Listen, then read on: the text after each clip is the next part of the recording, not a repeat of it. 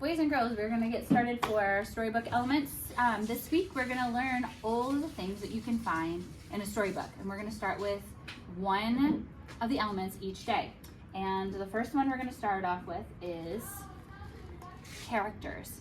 And in this picture you'll see the three little pigs. So if we're thinking about that story, we know that the main characters are the three little pigs. There's one other character, and that, does anyone know what it is? Aha!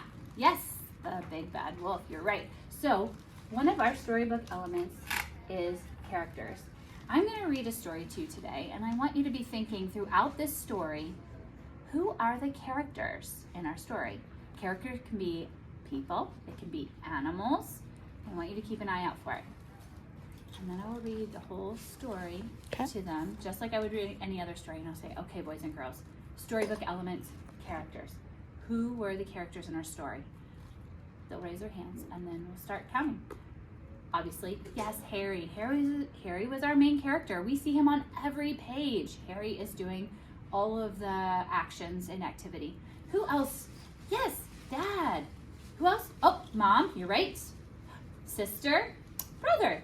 Those are all of the characters in our story. Did we see other people in the story, like in the restaurant? Yes, but they were not interacting in the story. They were just on the page, not really characters in our story. Okay, does everyone understand?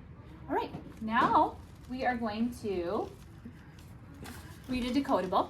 We're going to practice reading this, and while we're doing this, I want you to see if you can figure out who our characters are in our story today. All right, first thing we're going to do is take a picture walk. And then I'll pass these out. They're going to take a picture walk. We'll read it fluently. They'll echo me. I read, they read, and they sound smooth talking readers.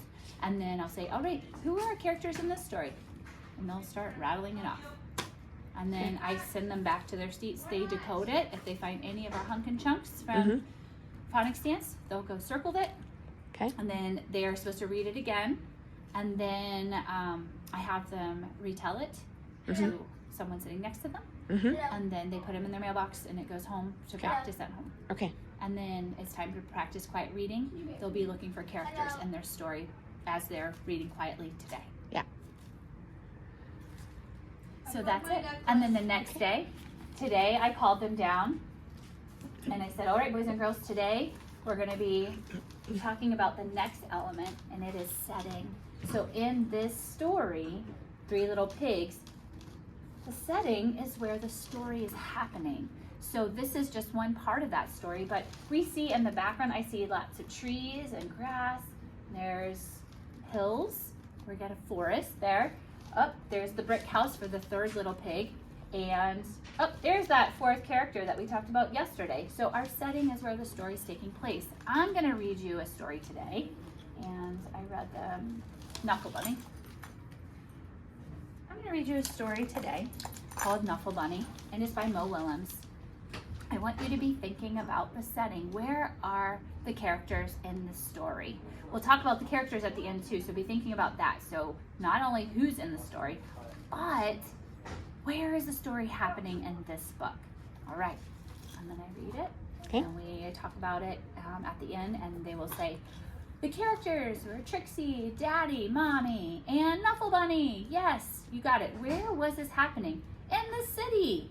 Good. Where else did this story mostly take place? Well, it started off at the house. Yes, their apartment. Where else? They took laundry to the laundromat. Yes. Okay, any other? She threw a temper tantrum in the middle of the park. Yes. Those are the settings of this story. All the places that are taking, all the places that this story is taking place. You got it. Now, we're going to read our next decodable. We're going to be looking for the setting and the characters in this story. And then I want you to go back and do their thing, and then they'll be looking for those things during their quiet reading time. So with the decodables, you're always reading it. You hand it out. They take a picture walk. Yep. And then you read it. They mimic you? Yep. Okay. Because we want to sound like smooth talking readers. Okay. And then they go back, then circle. They decode it. Yeah. They put their name on it, decode it, and then they retell. It once. They can retell it to a partner. Okay.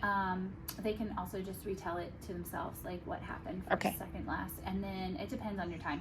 and then they're going to put it in their mailbox, so it's going home for reading at home. And then when they come back, they're going to get their chair pocket books out, and they're going to start reading quietly. We talked about, I've been reviewing the Read to Self chart that we did on Monday. Okay. This is what quiet reading time looks like. Quiet reading, focused reading, no other materials are out, and you got to keep your body calm. Tapping, body being crazy is a distraction to others. And then, you know what I'm going to be doing during this time? I need you to go. Timer's on. Go. And then also, how much time do you give them? Right now we're doing 10 minutes. I put it on my timer on the board, and that's what we've got. Now, if I'm working with a student and I'm finishing up a DRA, I usually get to like the questions at the end, and I'm like, I need a few more minutes. Keep reading until I tell you we're done. So it usually wraps up in about 2 minutes. Okay.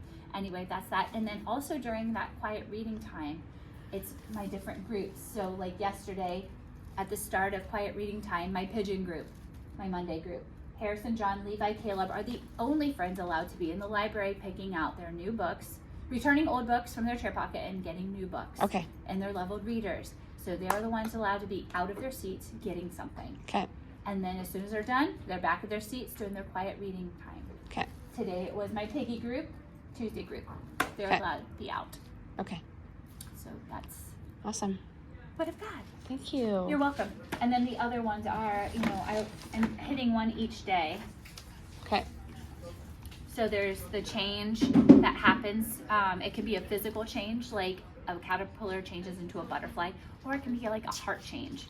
So tomorrow I'm going to read Harry the Dirty Dog again, because he has a heart change in the middle of his story. He also has a physical change too, because he changes from a white dog with black spots to a black dog with white spots. So there's a physical change in there. So you'll retell that story again? Nope, I'm going to read it again. Yeah. And I'm going to say, I'm going to tell them, I want you to be thinking about any changes you see happening in the story. Okay. And if you already can think about that, or you already have it in your mind, I want you to see if you can think of another one. Okay. And then I'll talk about the heart attitude at the end, because Harry changes from hating a bath to being okay with a bath, because he needed it to prove that he was him. Right. He's okay. But anyway, so there's that. And then there is there's the plot one, telling the beginning, the middle, and the end of the story. So telling the different parts of the story. So that'll be on Thursday. Okay. And then I will... Will you read a new story with that one? In the past, I've done Harry the Dirty Dog for every single day. Okay. I changed it today because I made one of my groups Snuffle Bunny, and a lot of my kids were like, who's that? So I was like, I really need to read that sooner rather than later. So I read it, and it worked out fine for the setting of the story. Okay. So I switched that one up. But I also know I'm going to be reading Harry the Dirty Dog three more times. So you're going to get tired of it. Okay. But anyway, one of the things I love about it is that they do know the story very well, and you can start pulling some of this out a lot easier because they've heard it multiple times and like, I know, that makes sense. Okay, so is that the 4, or there's 5 there? There's 5, so there's one for each day of the week. Okay. Now, if you're behind, you could definitely probably pull off characters and setting in the same day if you wanted to. Okay. And the last one is movement through time. So seeing changes in characters as they grow and change. Okay. And there's not really a lot of that happening in Harry the Dirty Dog. Right. I don't say, but we can move through time and talking about